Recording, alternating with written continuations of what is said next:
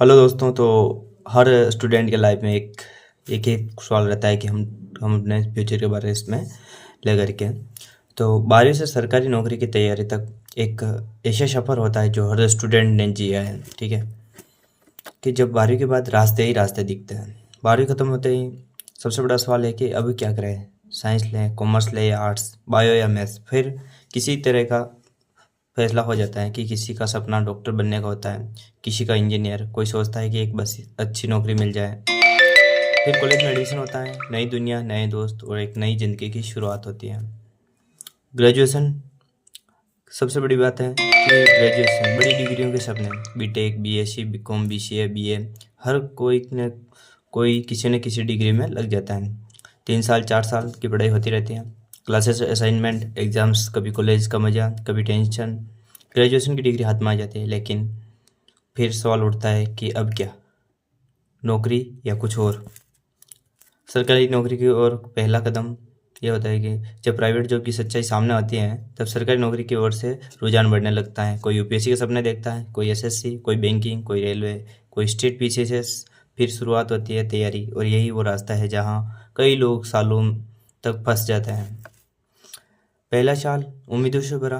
शुरुआत में लगता है कि बस 1-2 साल की मेहनत और नौकरी पक्की, नए नोट्स बनते हैं, किताबें खरीदी जाती हैं और कोचिंग ज्वाइन होती है और रोज़ घंटों पढ़ाई की होती है। टाइम टेबल सेट होता है, मोटिवेशन हाई रहता है और घर वाले भी पूरा सपोर्ट करते हैं, क्योंकि सबको लगता है कि जल्द ही सब कुछ अच्छा होगा। तीसरा दूसरा तीसरा साल रिजल्ट्स और रियलिटी चेक होती है। फिर पहले कुछ एग्ज़ाम दिए जाते हैं, लेकिन रिजल्ट हाथ में नहीं आता, कुछ नंबर से चूक जाते हैं, तो कहीं प्रीलिम्स से ही क्लियर नहीं होता है। दोस्तों में से कुछ सिलेक्ट हो जाते हैं तो दिल में और जलन होने लगती है। अब धीरे धीरे प्रेशर बढ़ता है, और खुद का, घर वालों का, रिश्तेदारों का, हर कोई एक ही सवाल पूछता है, क्या हुआ, सिलेक्शन हुआ? और जवाब में बस एक हंसी रहती है जो असल में एक दर्द छिपाती है।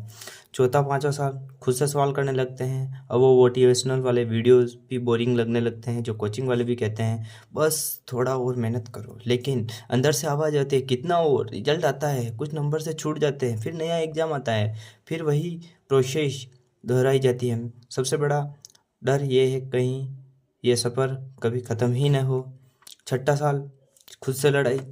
अब तक बहुत कुछ खो चुका होता है, शाल, दोस्त, रिश्ते, कॉन्फिडेंस और सबसे ज़्यादा खुद पर भरोसा।